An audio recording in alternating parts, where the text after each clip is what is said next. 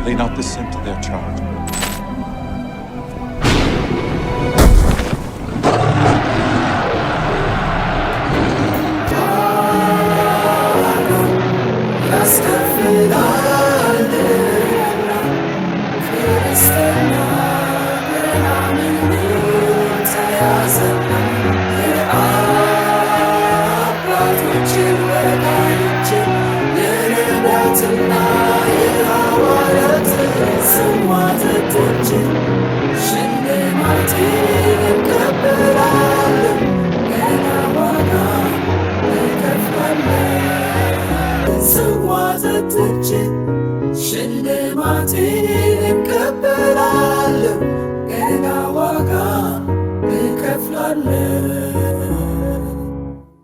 እንግዲህ በእምነት ከጸደቅን በእግዚአብሔርም ዘንድ በጌታችን በኢየሱስ ክርስቶስም ሰላምን እንያዝ። በእርሱም ደግሞ ወደ ቆምንበት ወደዚህ ጸጋ በእምነት መግባትን አግኝተናል። በእግዚአብሔርም በክብር ተስፋ እንመካለን። ይህም ብቻ አይደለም፣ ነገር ግን መከራ ትዕግስትን እንዲያደርግ፣ ትዕግስትም ፈተና፣ ፈተናም ተስፋን እንዲያደርግ እያወቅን በመከራችን ደግሞ እንመካለን። ሮሜ ምዕራፍ 5 ከቁጥር 1 እስከ 4። እርሱ በመከራችን ሁሉ ያጽናናናል። ስለዚህ እኛ ራሳችን በእግዚአብሔር በመናጽናናበት መጽናናት በመከራ ሁሉ ያሉትን ማጽናናት እንችላለን። ሁለተኛ ቆሮንቶስ ምዕራፍ 1 ቁጥር 4። ከባለፈው ክፍል በርካታ ቁም ነገሮችን እንዳገኛችሁ እርግጠኞች ነን። ዛሬ ተከታዩን ክፍል ይዘንላችሁ ቀርበናል። አብራችሁን ቆዩ። መልካም ቆይታ። ሽልማቴን እቀበላለሁ፣ ገና ዋጋ እከፍላለሁ።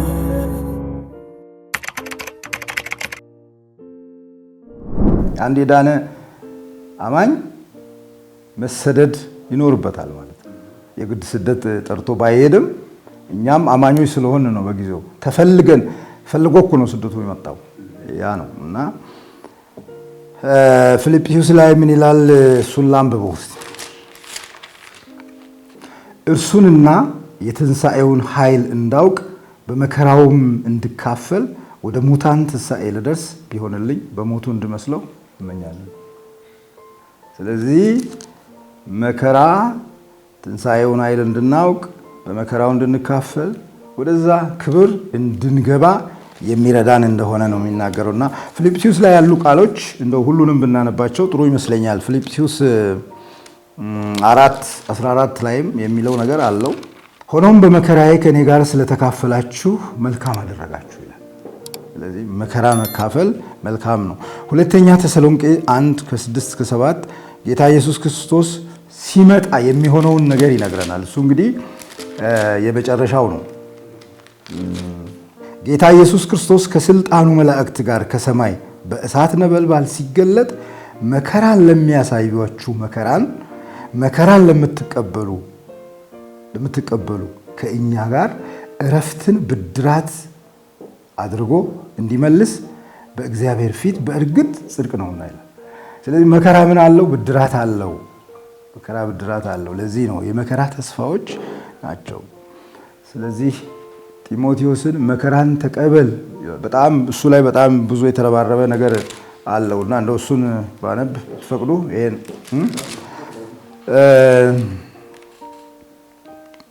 እንዲህ ይለዋል። አብረኸኝ መከራን ተቀበል ሲል ለምንድን ነው? ያዳነን በቅዱስ አጠራር የጠራን እግዚአብሔር እርሱ ነውና።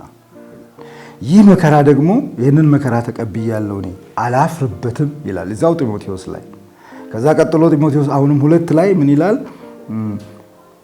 እንደ ክፉ አድራጊ እስክታሰር ድረስ መከራን እቀበላለሁ፣ የእግዚአብሔር ቃል ግን አይታሰርም። ስለዚህ ስደት በእግዚአብሔር ቃል ላይ አለ፣ መከራ አለ፣ ግን እግዚአብሔር መከራውን ያሻግራል። ሌላው ምን ይላል? አንተ ግን ነገርን ሁሉ በልክ አድርግ፣ መከራን ተቀበል ይላል። ስለዚህ መከራን መቀበል ግድ ነው። አሁን መከራን መካድ እንደው የዘመኑ እንትን ካልሆነ በስተቀር መከራን መካድ አንችልም። መከራን ልንክድ አንችል። መከራን ተቀበል። መከራ ደግሞ ከምን ጋር ነው? ከወንጌል ጋር ነው። መከራን ተቀበል፣ የወንጌል ሰባኪነትን ስራ አድርግ፣ አገልግሎትህን ፈጽም። ስለዚህ አንድ አገልጋይ ከአማኝም አልፎ አንድ አገልጋይ ነኝ የሚል ሰው ከመከራ ውጪ ወንጌል እሰብካለሁ ማለት እርግጥ በሀገራችን ስለ ነፃነት ጸልየናል። ነፃነቱ መጥቷል። እግዚአብሔር ይመስገን ስለ ነፃነቱ። ግን ነፃነት ስላለ ብቻ መከራ የለም ከዚህም በኋላ መከራ አይኖርም የምንል ከሆነ በጣም ነው የምንሳሳተው። መከራ አለ።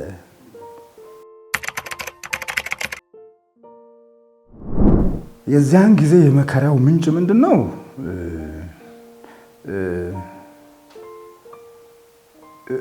አንዱ ፖለቲካው ነው። የዛን ጊዜ ኮሙኒዝም ያለበት ሀገራችን በኮሙኒስት ልትመራ ያው እንትን የምትልበት ጊዜ ነውና ኮሙኒዝም ደግሞ ይሄንን እምነትም ሆነ ሌላ እምነት የሚቀበል አይደለም። ስለዚህ እምነቱ መጤ ነው። ኮሙኒዝሙ ምን ሆኖ እንደሆነ ባላቅም ኮሙኒዝሙም በዚያን ጊዜ ያው መጤ ነው፣ ሁሉም ነገር መጤ ነው። ግን የእናንተ እምነት መጤ ነው፣ ስለዚህ ይሄንን እምነት የሚል ነገር አላቸው። አንዱ ይሄ ነው። ሌላው በየሄደበት መፈክሮች፣ ሌሎች የመሳሰሉ ነገሮች አሉ። እነዚህ ነገሮች ችግር ነበሩ፣ በጊዜው ችግር ነበሩና የመሳሰሉ የመከራው ምንጭ የሆኑ ነገሮች አሉ። ያው ጸልየም ስትበላ ትሰደባለህ። መጽሐፍ ቅዱስ ይዘህ መሄድ አትችልም። መጽሐፍ ቅዱስ ይዘህ ስትሄድ ትሰደባለህ። የመሳሰሉ ስትዘምርም ከታየ መንገድ ላይ ራሱ ትሰደባለህ። ያኔ እንደዛ ነው። አሁን እንግዲህ ያው እግዚአብሔር ይመስገን ያ የለም።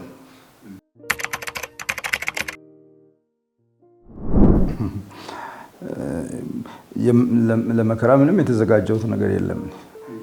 የኔ መከራ የኔም እንግዲህ ሌሎችም ሊሆኑ ይችላሉ ድንገተኛ ነው። ታሰራለሁ፣ ሌላ ችግር ይደርስብኛል ብዬ አይደለም ጌታን የተቀበልኩት። ጌታን ተቀበልኩ፣ በጌታ ደስታ ውስጥ ገባው። ቅድም እንዳልኩት ልቤ በደስታ ተሞላ። በሱ ምክንያት መከራ ሊኖር እንደሚችል ግን እንትኑ አለኝ። ምክንያቱም ነቀፋዎች አሉ፣ ትችቶች አሉ። መጤ ሃይማኖት የሚባል አባባል አማርኛ አለ።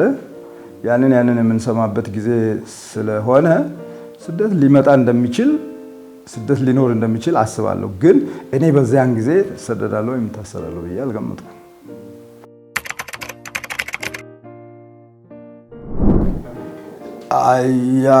ያጋጥማታል ይሆን ማለት ብቻ ሳይሆን አጋጥሟታል እንጂ መከራ እኮ ቤተክርስቲያን ትሰዳለች። በስደትና በመከራ ውስጥ ቤተክርስቲያናት አልፈዋል። አሁን ጴጥሮስ ስለዚህ መከራ በደንብ ተንትኖ ይነግረናል። መከራ እንዳለ በመከራ ውስጥ መጽናት እንዳለ ይነግረናል። እና እሱ አለ። በመከራው ዘመን ያለፉ አብያተ ክርስቲያናት አሉ። አንድ ቦታ ላንብብ። ወዳጆች ሆይ በእናንተ መካከል እንደ እሳት ሊፈትን ስለሚሆነው መከራ ድንቅ ነገር እንደመጣባችሁ አትደነቁ። ነገር ግን ክብሩ ሲገለጥ ደግሞ ሐሴትን እያደረጋችሁ ደስ እንዲላችሁ በክርስቶስ መከራ በምትካፈሉበት ልክ ደስ ይበላችሁ። ስለ ክርስቶስ ስም ብትነቀፉ የክብር መንፈስ የእግዚአብሔር መንፈስ በእናንተ ላይ ያርፋል። ብፁዓን ናችሁ። ከእናንተ ማንም ነፍሰ ገዳይ ወይም ሌባ ወይም ክፉ አድራጊ እንደሚሆን ወይም በሌሎች ጉዳይ እንደሚገባ ሆኖ መከራን አይቀበል። ክርስቲያን እንደሚሆን ግን መከራን ቢቀበል ስለዚህ ስም እግዚአብሔርን ያመስግን እንጂ አይፈር ይላል። እንደ እግዚአብሔር ፈቃድ ቤተክርስቲያን በጊዜው ተፈትናለች። ይሄ እንግዲህ ለግለሰብ ብቻ ለቤተክርስቲያንም ነው የተጻፈውና ቤተክርስቲያን በፈተና ውስጥ በዚያን ጊዜ አልፋለች። አሁን መከራ ሊኖር ይችላል፣ አናቅም አሁን ምን እንደሆነ። አሁን ነፃነቱ አለ። ነፃነቱ በጣም ሰፊ ነው፣ ብዙ እንትን ብሎናል። ግን መከራ ቤተክርስቲያንን አንጥሯታል። አታምልኩ ነው አንዱ። ያው ከዛ ጋራ ቤተክርስቲያን ተዘግቷል። ቤተክርስቲያን ተዘግቷል ብቻ ሳይሆን ሰዎች የሞተባቸውን አስክሬን የሚቀብሩበት ያጡባቸው ቦታዎች አሉ። አስክሬንህን እንግዲህ ሰማይና ምድር የእግዚአብሔር ነው። በምድር ላይ አንተ ባለመብት ነህ። እንደውም ሰማይና ምድርን ሲፈጥር እኮ ለሰው ሁሉ ነው ግዛ ተብሎ። ግን ሰው ተለይቶ ከሌ የዚህ ምድር ባለቤት ነው የዚያ ምድር ባለቤት ነው የሚል ነገር አልተጻፈም። ግን በምድር ላይ ለመቅበር እንኳን የሚከለከልበት ጊዜ ችግር አለ። ስለዚህ ያ ጊዜ መከራው እስከዚህ በጣም ቤተክርስቲያንን አስጨንቋታል። አለማምለክ ብቻ ሳይሆን ዓለም ነው። አንዳንድ ሰዎች ቤት ተከራይተው እንዳይኖሩ አማኞች እስከሆኑ ድረስ እንዲወጡ የሚደረጉበት ጊዜ አለ። አንዳንድ ሰዎች ከእድርም ይገለላሉ። ማህበራዊ ኑሮ እንግዲህ ከማህበራዊ ኑሮ ከተመሳሰሉ ነገሮች እየተገለልክ ነው የምትኖረው። ቤተክርስቲያን ያንን ሁሉ አልፋ ነው ዛሬ እዚህ ደረጃ የደረሰችው። ግን ሆኖም በዚያን ጊዜ ምንድነው አማኞች በጣም ታማኞች ናቸው። እግዚአብሔርን ይፈራሉ፣ እግዚአብሔርን ያመልካሉ፣ በቅድስናና በንጽህና ይኖራሉ። በዚያም በስደቱ ዘመን ማለት ነው።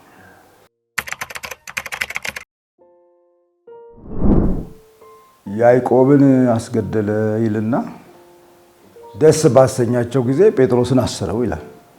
ያው ጴጥሮስን ደግሞ ከወህኒ ጌታ አስወጣው መልአኩ ልኮና ይሄ ገጥሟቸዋል።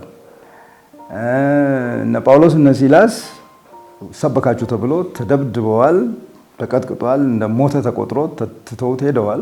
ተነስቶ ግን ወንጌልን ሰብኳል። እንደ ሞተ ሰው ያው ሞቷልም ተብሎ የተተወው ሰው ተነስቶ ወንጌል ሰብኳል። ከሲላስ ጋር በወህኒ ቤት ታስሮ እስር ቤት ውስጥ ዘምረዋል። ስለዚህ ሐዋርያቱ የተቀበሉት ቅድም እንዳነበብ ነው በደስታ ነው፣ በዝማሬ ነው። እንግዲህ እግዚአብሔር አንዳንዴ ተአምራትን ያደርጋል።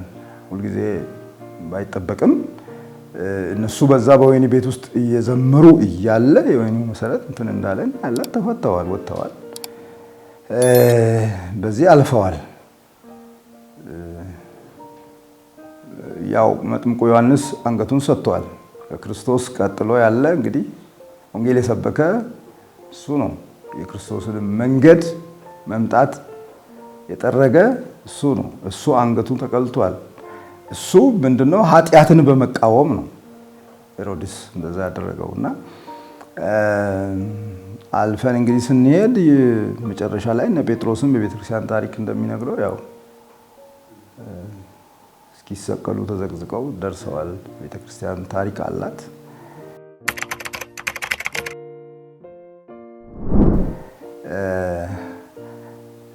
ቤተክርስቲያን እንዴት አለፈች፣ ሐዋርያት እንዴት አለፉ ለሚለው እንግዲህ የመጨረሻው መጽሐፍ ነው የሚገልጽልን።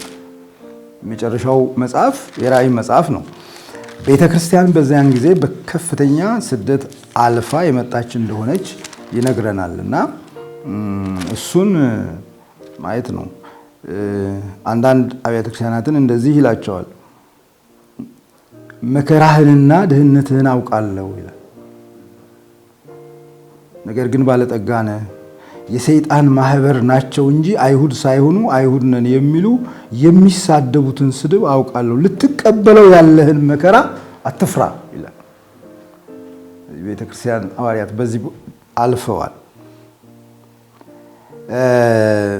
የሰይጣን ዙፋን ባለበት የምትኖርበትን አውቃለሁ ይላል። የሰይጣን ዙፋን ባለበት የምትኖርበትን ምን አይነት ነው የሰይጣን ዙፋን? በጣም ከባድ ነው። ከዛ በኋላ ቀጥሎ ምን ስሜን ትጠብቃለህ። ጴርጋሞን ቤተክርስቲያን ናት እንደዚህ የተባለችው።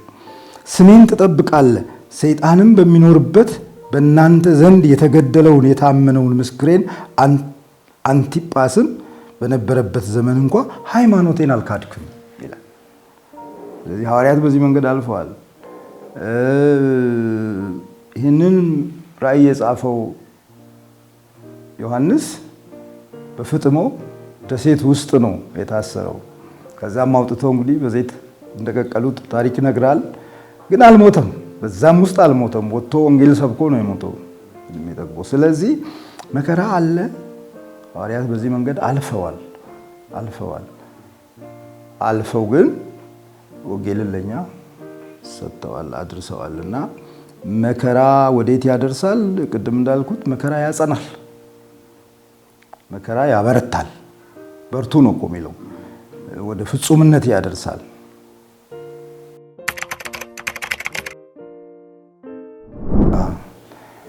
እንግዲህ ቅድም እንዳልነው እዛ ሁለተኛ ተሰሎንቄ ላይ ያለውን ጌታ ኢየሱስ ክርስቶስ ከስልጣኑ መላእክት ጋር በሚመጣበት ጊዜ መከራን ለምትቀበሉ ለእናንተ ለነሱ ረፍትና ብድራት አድርጎ መልስላችኋል የሚለውን ስንመለከት ረፍት ነው፣ ደስታ ነው።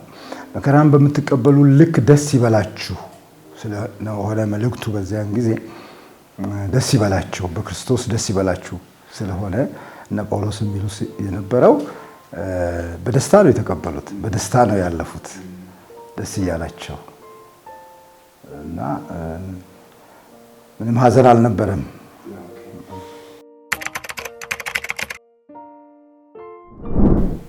ስደት ማለት ልዩ ልዩ መልክ አለው።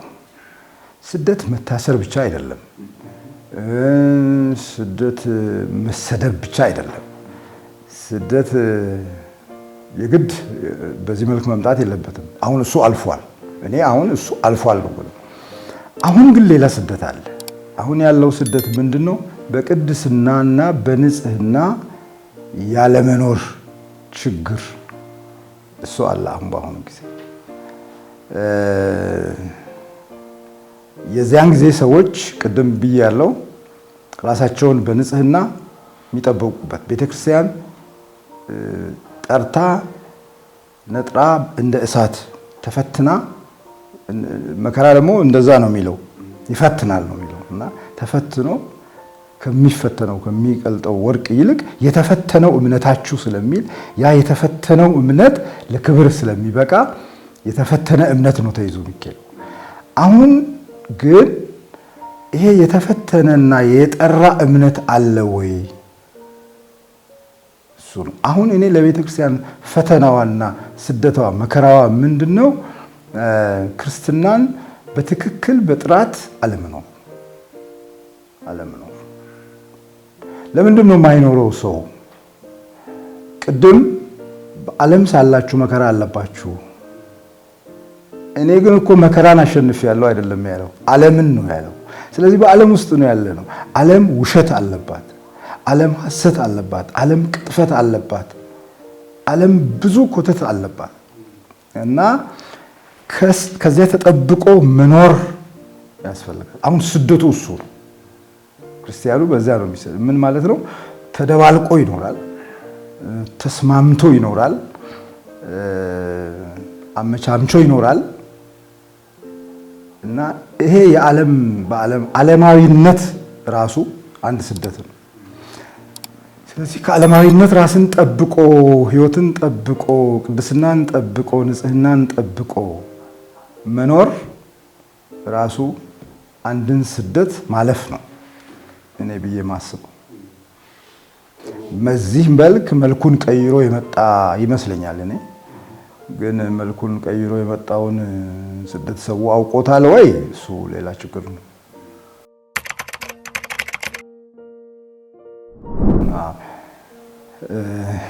አንዱ ቅድም ጨምሬ ያልጠቀስኩት አሁን መልኩን ቀይሮ ከሚመጣው ጋራ ድህረ ዘመናዊነት አንዱ ነው። አሁን ዘመናዊነት በዚህ ዘመን ላይ ነው ያለነውና የሚያመጣቸው ብዙ ነገሮች አሉ አብሮ ይዟቸው ይመጣሉ። ስለዚህ ከዚያ ሰዎች ምን ያክል ይጠበቃሉ? ቅድም እንዳልኩት ነው። ቤተክርስቲያን ደግሞ ምን ታስተምር? ቅድስናን ማስተማር አለባት። ቅድስናን፣ ንጽህናን ሰው ራሱን ጠብቆ ሕይወቱን ጠብቆ ማለፍ እንዳለበት ቤተክርስቲያን ስለ ቅድስና አጥብቃ ማስተማር አለባት።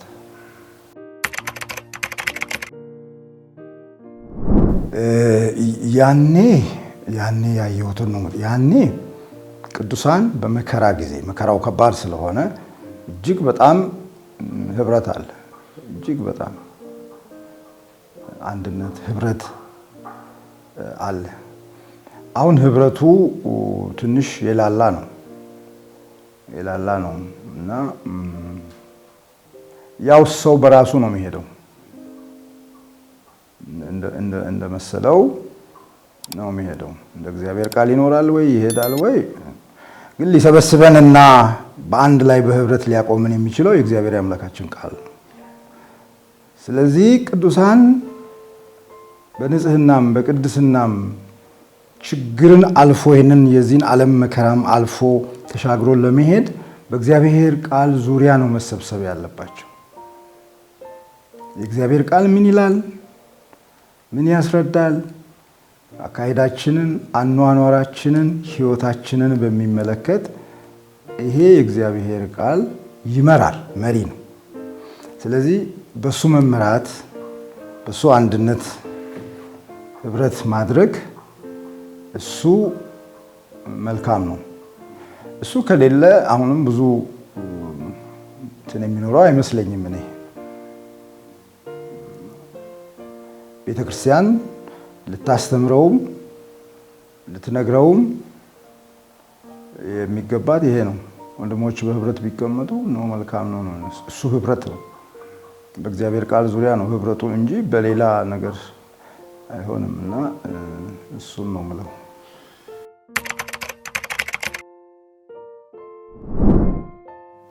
መጽሐፍ ቅዱስ ስለ እስራኤላውያን ሲናገር እኮ ነው በአዲስ ኪዳን የተጠቀሰው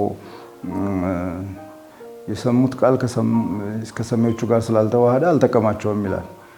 ስለዚህ ሰው አሁን የእግዚአብሔርን ቃል ይሰማል፣ በጣም ይሰማል። አሁን በጣም ሜዳ ላይ ይሰማል፣ ቤተክርስቲያን ውስጥ ይሰማል፣ በቪዲዮ ይሰማል፣ በእጁ ባለው ሞባይል ይሰማል፣ በተለያየ ቻናል ይሰማል። ግን ጠቅሞታል ወይ ነው? ከሰሚዎቹ ጋር አልተዋሃደምና አልጠቀማቸውም። ይሄ የእግዚአብሔር ቃል ሊለውጠን ይገባል፣ ሊጠቅመን ይገባል፣ ቤታችንን ሊመራ ይገባል። እኔ አሁን የትዳር አማካሪ ነኝ ብያለሁ። የጋብቻ ትዳርን ሊመራ ይገባል፣ ልጆችን ሊመራ ይገባል፣ ቤተክርስቲያንን ሊመራ ይገባል። ይሄ የእግዚአብሔር ቃል ካልመራን ወደሚቀጥለው መሸጋገር አንችልም። ዳንኩ ብቻ ጌታን ተቀበልኩ ብቻ ብቻውን እንትን አይልም። ሰምቶ የእግዚአብሔርን ቃል ፈጽሞ መራመድ መቻል አለበት አንድ ክርስቲያን። ከዚያ አልፎ ደቀ መዝሙር መሆን አለበት። የክርስቶስ ደቀ መዝሙር መሆን አለበት። ጌታን የሚከተል እውነተኛ ደቀ መዝሙር። እውነተኛ ደቀ መዛሙርት እኮ ናቸው መከራን የተቀበሉትና ያለፉት። ስለዚህ ያን ሲሆን ነው አንድ ክርስቲያን ሊሻገር የሚችለው። ለዚህ ነው እኮ ቅድም የጠቀስኩት ቃል ወደ እግዚአብሔር መንግስት በብዙ መከራ እንገባ ይገባናል የሚለውና እዛ አገራችን አልደረስንም። አሁን ያለነው በባዕድ ምድር ነው። በባዕድ ምድር ባለንበት እንደ ጊዜያዊ ሰው እንደ ድንኳን እንደ ባዳ ምድር መኖር ትተን እቺ ዓለም በጣም ይዛን ተጣብቀን ተደላድለን መስለን የምንኖር ከሆነ ወደዛ አንደርስም።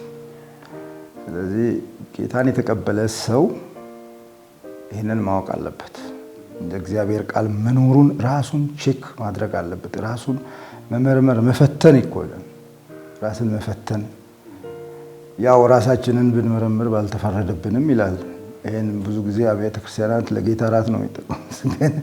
ግን ራስን መመርመር ለኑሮ፣ ለህይወት፣ ለስራ፣ ለየትኛውም ለንግዳችን፣ ለምንሰራው ስራ ሁሉ ራሳችንን እንድንመረምር የእግዚአብሔር ቃል ያዛል።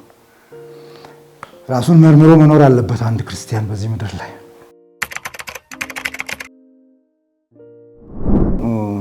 በዚህ ምድር ላይ እንግዲህ ወጣቱም ጎልማሳውም ሽማግሌውም በእግዚአብሔር ቤት ያለ ሰው ልቡን አጽንቶ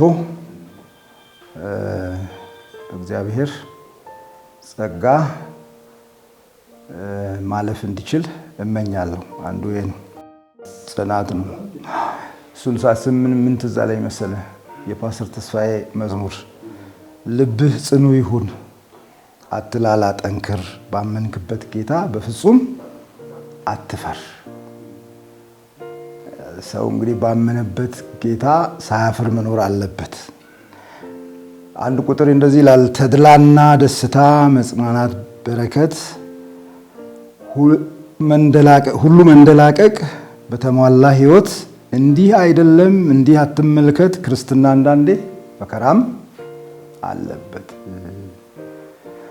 ሰው ልቡን አጽንቶ እንግዲህ በጽናት ህይወቱን መምራት አለበት፣ ኑሮውን መምራት አለበት። አለበለዚያ ከዚች ምድር በዚህም በዚያም ማለፍ ይመጣል። አድራሻ ማጣት እንዳይኖር። እኛ አድራሻችን በሰማይ ነው። መጽሐፍ ቅዱስ ይሄንን ነው የሚለው፣ በሰማይ ቤት አለን። አድራሻችን በሰማይ ነው። ከዛም የሚመጣውን ክርስቶስን እንጠባበቃለን። እሱን ነው የምንጠብቀው። ይመጣል ብለን እሱ ይወስደናል ብለን እሱን እንጠብቃለንና ክርስቶስን እንደሚጠብቅ ሰው ጸንቶ መኖር እንደሚገባ መልእክቴን በዚህ ማስተላለፍ እፈልጋለሁ። አመሰግናለሁ።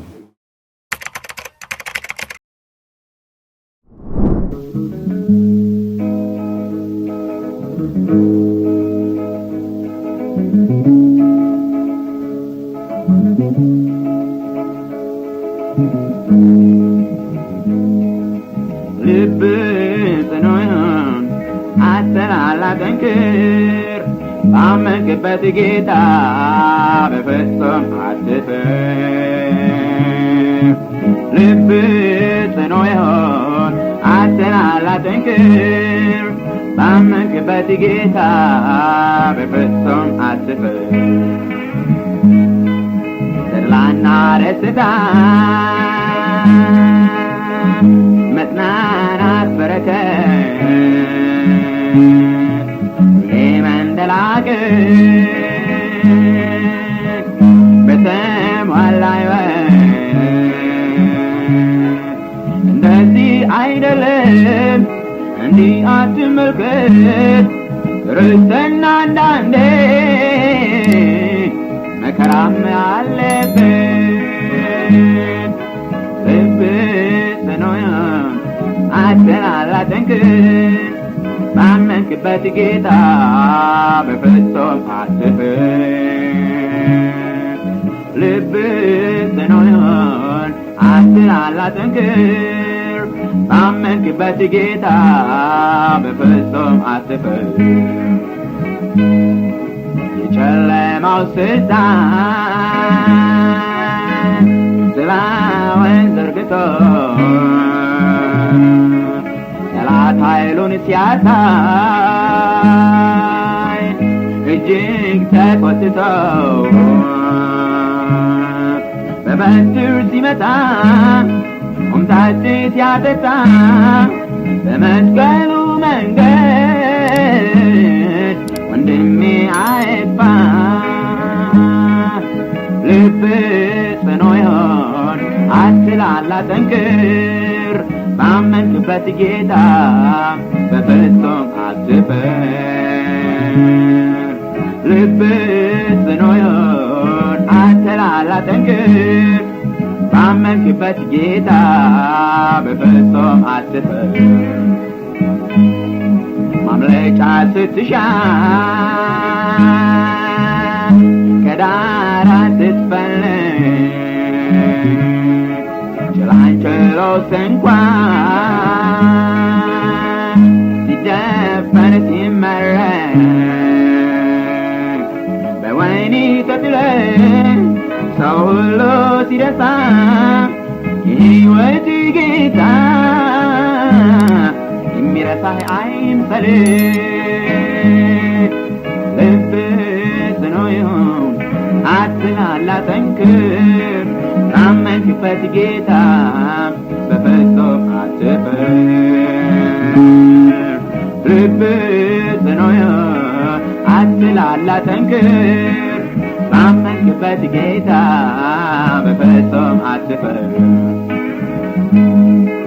ለምስራቹ ቃል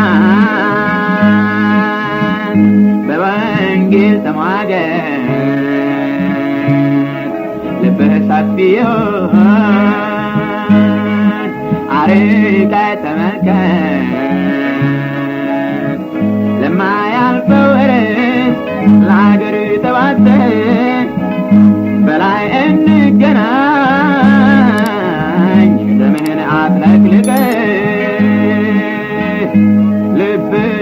ጽኑ ይሁን አትላላ ጠንክር ባመንክበት ጌታ በፍጹም አትፍር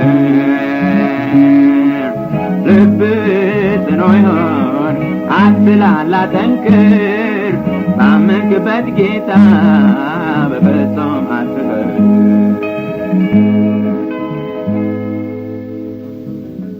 በሁለት ክፍል ከመጋቢ አዳነ አለማየሁ ጋር ያደረግነው ቆይታ ይህን ይመስል ነበር። ከእኛ ጋር በመቆየታችሁ በብዙ እንዳተረፋችሁ እርግጠኞች ነን። በሚቀጥለው ዝግጅታችን ከሌላ እንግዳ ጋር እንገናኝ እያልን በዝግጅቶቻችን ላይ ጥያቄ፣ አስተያየት እንዲሁም ጥቆማ ካላችሁ ከታች በተጠቀሰው አድራሻችን ልታደርሱ ትችላላችሁ። ለዛሬ እዚህ ላይ አበቃን። በሚቀጥለው የጽናት ዝግጅታችን እስክንገናኝ ከእግዚአብሔር ከአባታችን ከጌታችንም ከኢየሱስ ክርስቶስ ጸጋና ሰላም ከሁላችን ጋር ይሁን። አሜን።